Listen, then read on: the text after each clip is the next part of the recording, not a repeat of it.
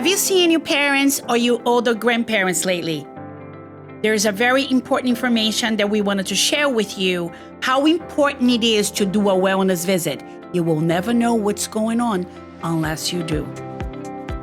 Welcome to Senior Care Made Simple, an elder care podcast, your guide to navigating home health care with confidence. Hosted by Andrea Albertini, founder and CEO of Horizon Care Services, an industry leader in private duty home care in South Florida. To learn more, visit horizoncareservices.com. Good morning, good afternoon, good evening. This is Andrea Albertini, Senior Care Made Simple podcast with my co-host Doris Muscarella. Hello, Doris. Hello, everyone. Nice to have you here listening to our podcast. And today we have an amazing special guest, and his name is Peter Keiley, and he is a Marine Corps Combat Desert Storm vet, and we're very excited to have him. So hello, Peter. Good morning, ladies. Nice to meet you. Pleasure to be here today.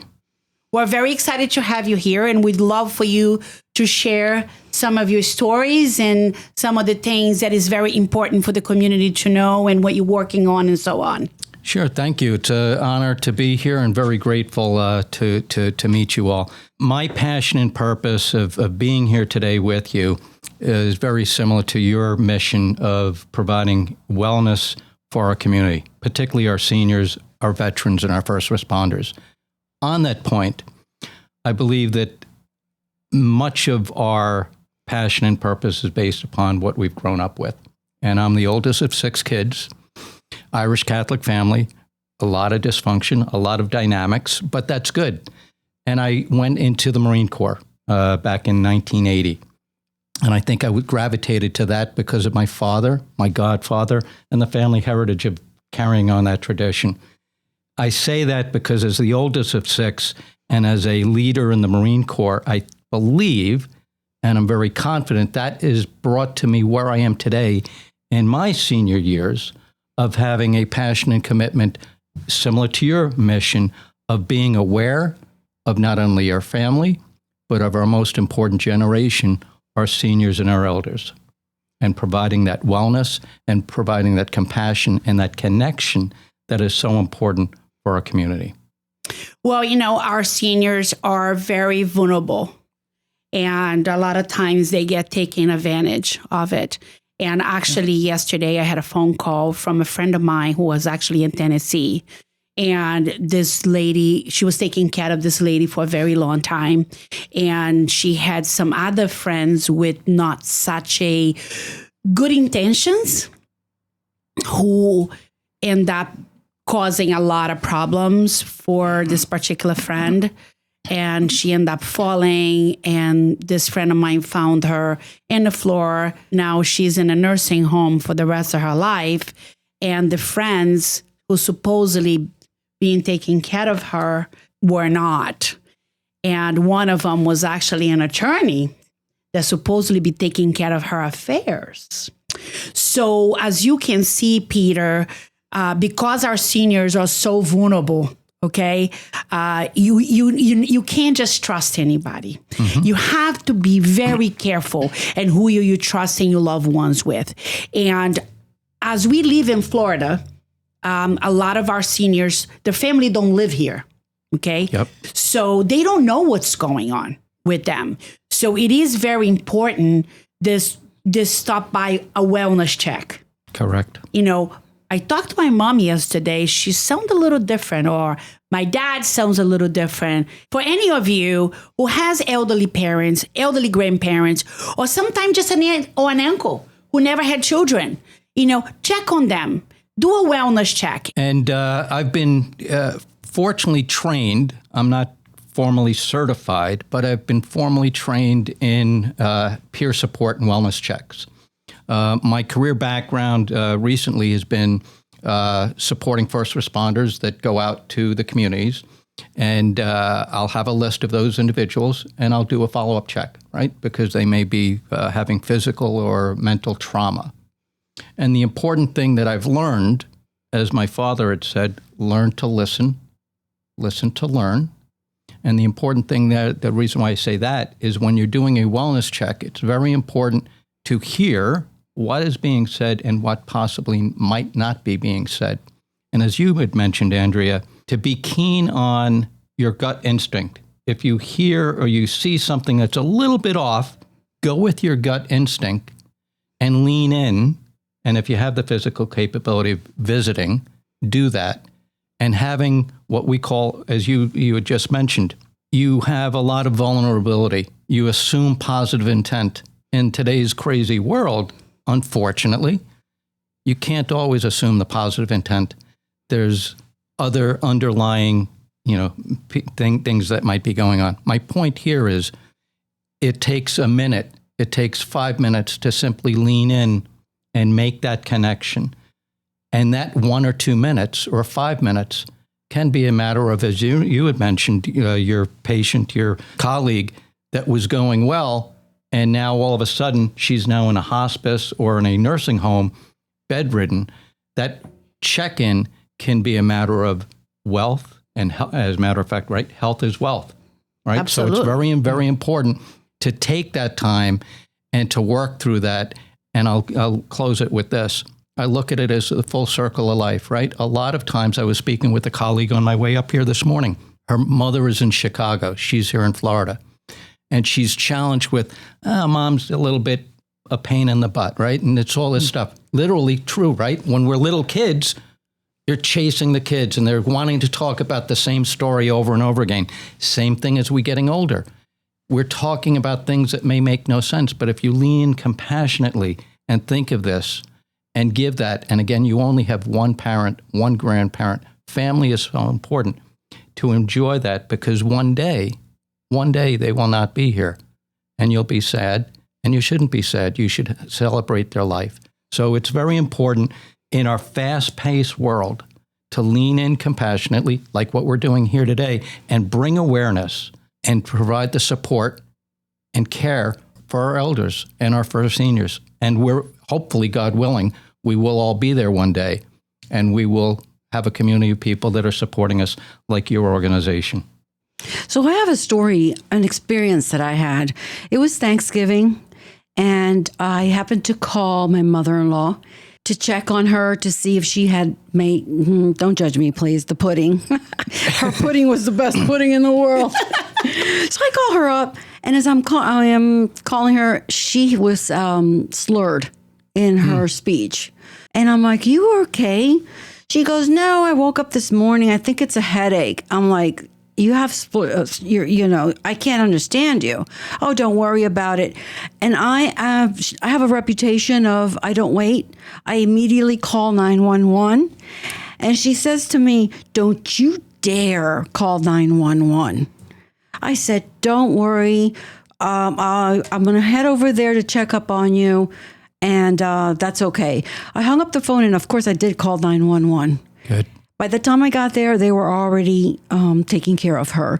And she, with her slurred speech, said to me, I will never forget it. I'm so mad at you. Let me tell you, she was having a full-blown stroke. Mm-hmm. Half of her body was paralyzed already by the time she got to the hospital. And within the next day, the doctor said to her, because you took care of it immediately, you're not completely paralyzed. So that phone call, that little phone call, just to check on the delicious pudding, yes, made a big difference. And it's like you said, we always have to check on them. I always checked on her. She already passed away, but I always called her for any reason, just to check and give her support at all times. And it's so important to do that. It's so true. To that point, to what you just said, unfortunately, as I mentioned, I'm a veteran and first responder supporter.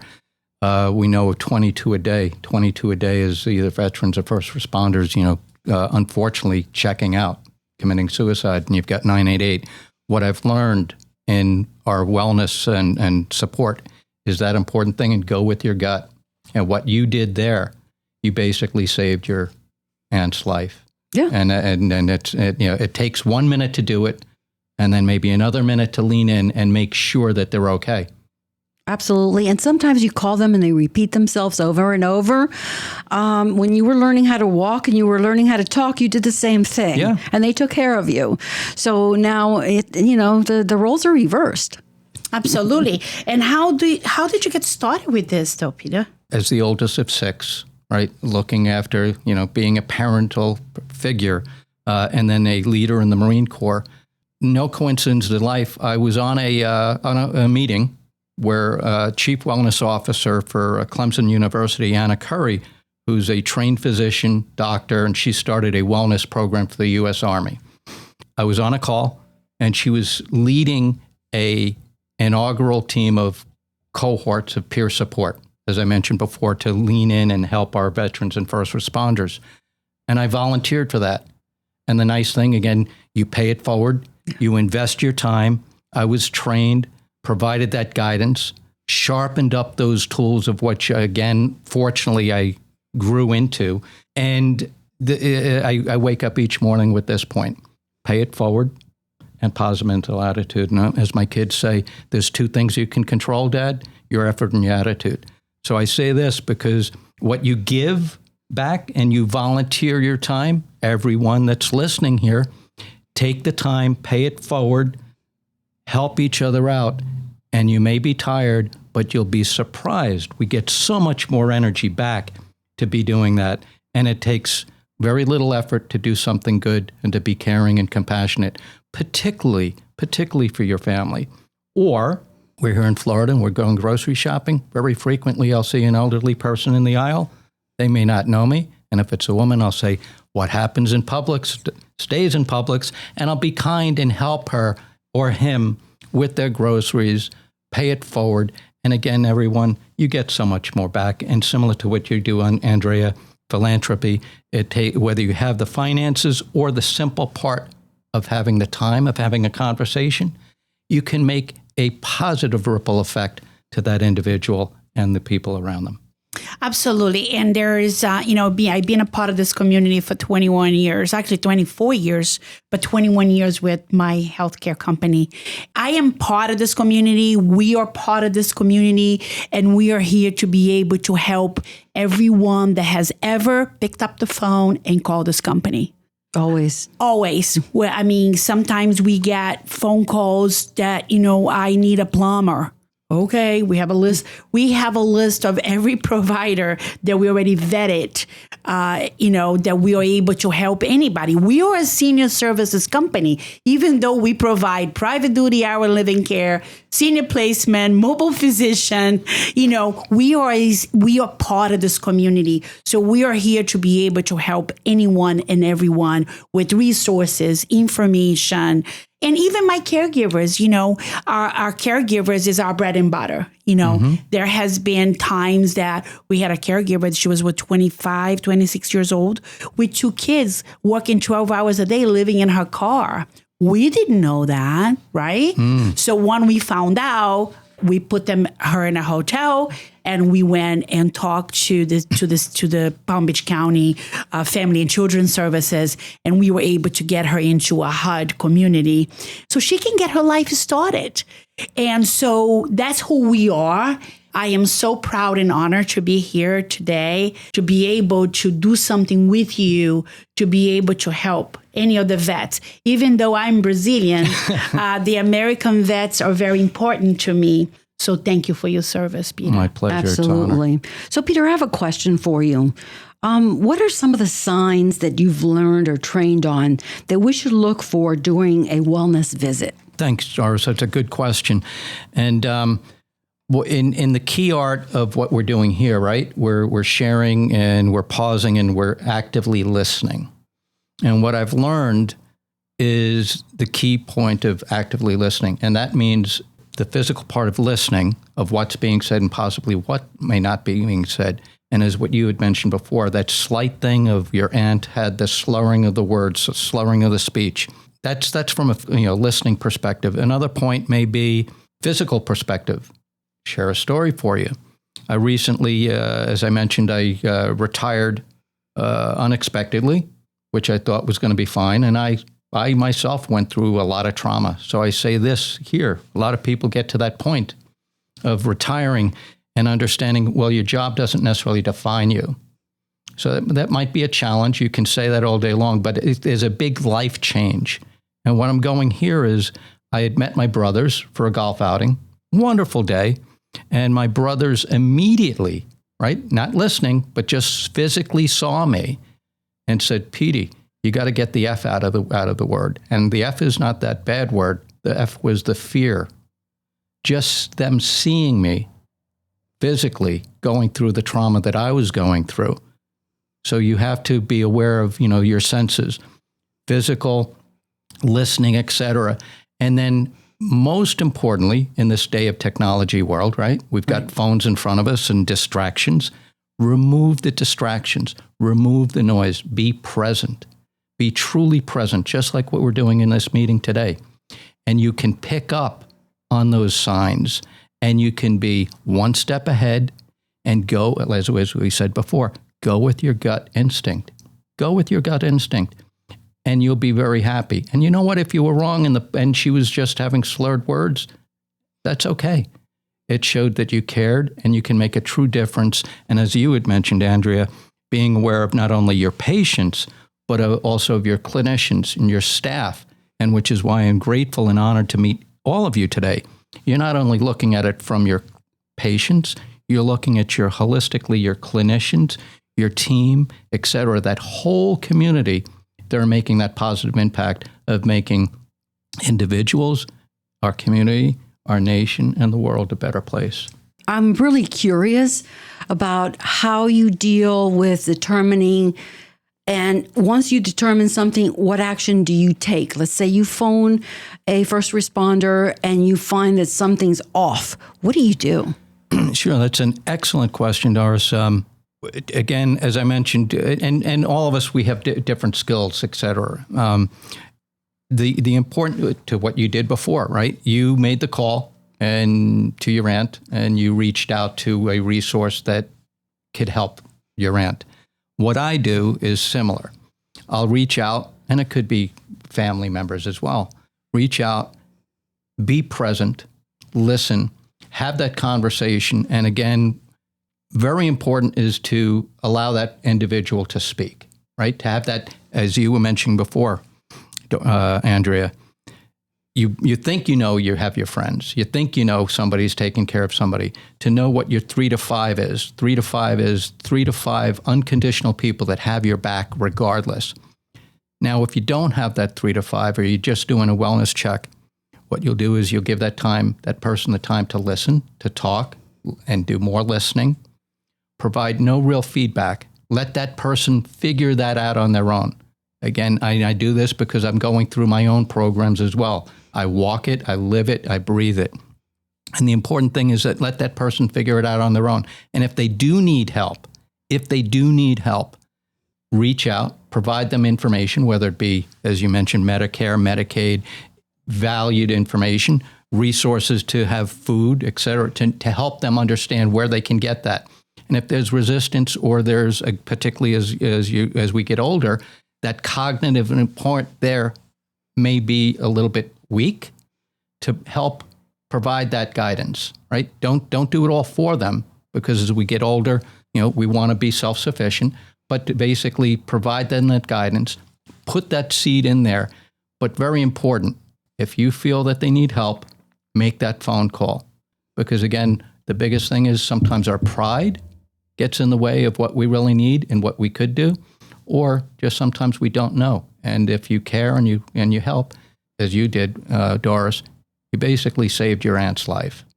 Yes. So knowing everything that we do and how we're involved in the community, how can we help you or assist or provide resources for what you do?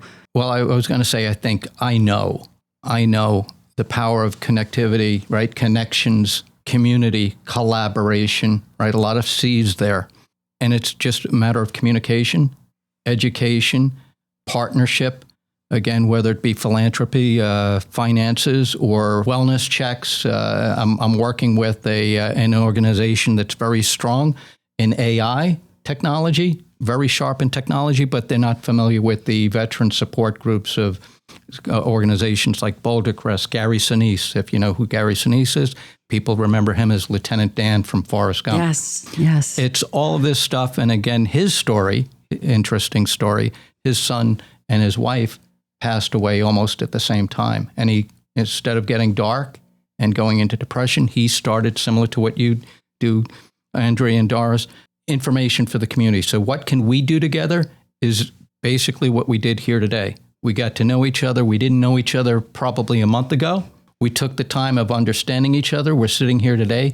We're communicating. We're sharing to the community. And again, as I mentioned to you, Doris, when I first came in, this is the first of many collaborative meetings that we will be doing. And again, most importantly, and everyone struggles. Every generation struggles. Our children struggle. But very important is to the first responder community, our veterans, your clinicians, right, that are strong. They may be going into an environment that are going to have a traumatic day. So be leaning in, put the devices down, be compassionate, invest the time, and you can pay it forward. So answering your question, Doris, is exactly what we're doing. Communicate, connect, collaborate, and that ripple effect will help everyone.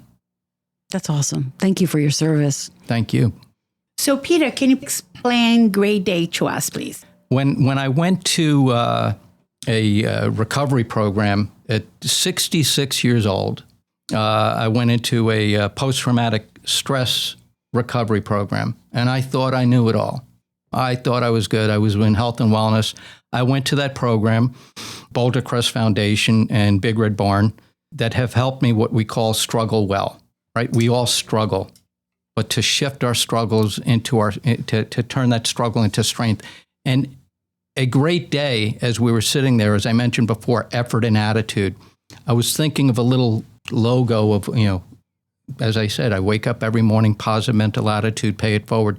Great day is I start each day, rise and shine each day with a moment of gratitude. Every moment, every day when I wake up, I pray and I say, thank you, God. And again, I'm grateful to be here today.